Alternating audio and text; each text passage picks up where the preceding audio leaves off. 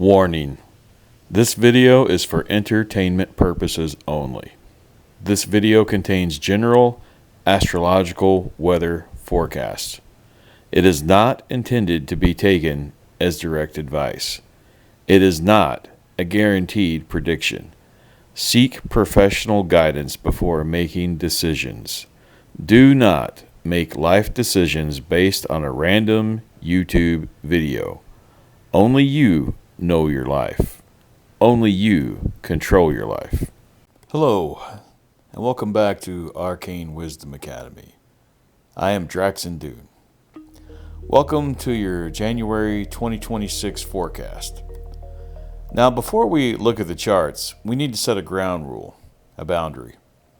If you are looking for fatalistic astrology, the kind that tells you what is going to be done to you, the kind that treats you like a leaf blowing in the wind and treats the planets as if they are unyielding gods that we have no control over, so that you are helplessly waiting for Saturn to crush you or Jupiter to save you, you are in the wrong place.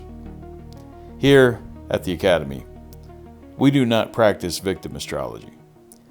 Everything we teach here is designed for one purpose: to build the Emperor and the Empress, to empower you fully and completely from within. We operate on the principle of sovereignty. The planets do not dictate your fate. They dictate the weather. And a sovereign does not cry about the weather. If the forecast says a storm is coming, the victim gets wet. The victim complains. But the magician builds a windmill to capture the energy. The magician puts up a lightning rod to capture the electricity. The magician reinforces the roof. The magician uses the rain to water the crops. So, as we go through these signs, understand this is a system of self-mastery. We are not predicting good days and bad days. We are identifying windows of tactical advantage and preparing for storms so that you can walk through them untouched. We are taking responsibility for the challenges, and we are fully celebrating the victories. So if you're ready, let's begin. Let's look at the architecture of January 2026. The theme for this month is "The Empire is Built in Silence." We are starting the year with a golden, rare, energetic window. We have Mars, the planet of drive, war, and ambition, exalted in Capricorn. Exalted means the planet is wearing a tuxedo. It is at its absolute best behavior. It is disciplined. It is strategic. It is the general in the war room, not the brawler in the bar. It is 007. It is James Bond. This is the most productive energy of the entire year. But there is a clock on it. Because as we get to the end of the month, the vibe shifts from strategic discipline to cosmic detonation. Neptune enters Aries, a massive generational shift, and Mars hits Pluto. So here is your battle plan for the collective. Do not waste the first 23 days of this month. Do not wait for inspiration. Do not wait for permission. Build the structure now. Do the boring work now. Lay the bricks now. If you work while the world is sleeping in early January, you will win. But if you wait until the end of the month to start, the energy will be too volatile to control. So let's see where this hits you. Welcome, Gemini, to your January 2026 Astrological Weather Forecast. Gemini, the twins, the messenger, the connector. Usually, you are the butterfly flitting from flower to flower. Not this month. In January 2026, you are the strategist. You are the spy master operating behind enemy lines.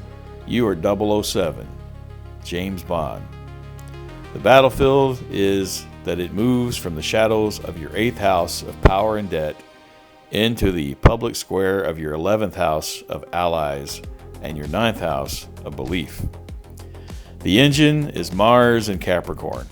For the first 3 weeks, Mars is exalted in your 8th house. This is heavy. The 8th house is the dungeon of the zodiac. It rules other people's money, debt, taxes, deep intimacy, and the occult. When Mars, the knife, is exalted in the 8th house, the bond, you are being given a scalpel. Here's your strategy. You need to perform financial and energetic surgery. If you have debt, attack it with ruthless aggression. Mars here loves to kill what you owe. If you need funding, a loan, a grant, or an investor, this is the best time in 2 years to secure it. You have leverage. But on an energetic level, this is about severing cords. Cut ties with anyone who drains you. If there is a vampire in your life, financial or emotional, it's time to get rid of it. Do not negotiate. The shift is Neptune entering Aries. Then the energy lifts. And this is not a short cycle. Neptune moving into Aries is the next 14 years. And it enters Aries and floats into your 11th house of networks and friendships. Neptune dissolves structures. The 11th house is your crew. This means the era of superficial friendship is over. So here's your strategy. Your social circle is about to dissolve and reform based on frequency, not proximity. The old drinking buddies or people you just gossip with, they will start to fade away like mist. Let them go.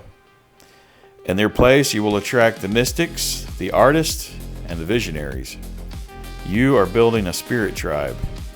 Neptune here also gives you a magnetic charisma with groups. If you have an audience, they will start to project their ideals onto you. But be careful with that power. Use it to unite people around a vision. The weapon is Mars conjuncting Pluto. And finally, the detonation. Mars meets Pluto in your 9th house of philosophy, publishing, and higher mind. This is the signature of the radical idea. Here's your strategy. You are going to have a breakthrough in your worldview that is so intense, it might feel like a religious conversion. But more importantly, this is about broadcasting. You might suddenly launch a teaching platform, a podcast, or a media channel that explodes out of nowhere. Mars and Pluto here make you dogmatic in the best way. You aren't just sharing information anymore. You are preaching a new gospel. Speak your truth with absolute force. The world is waiting for a new philosophy, and you could be the one writing it. January is about cutting the dead weight in private so you can lead the movement in public. Play the long game, Gemini. Go forth and win this.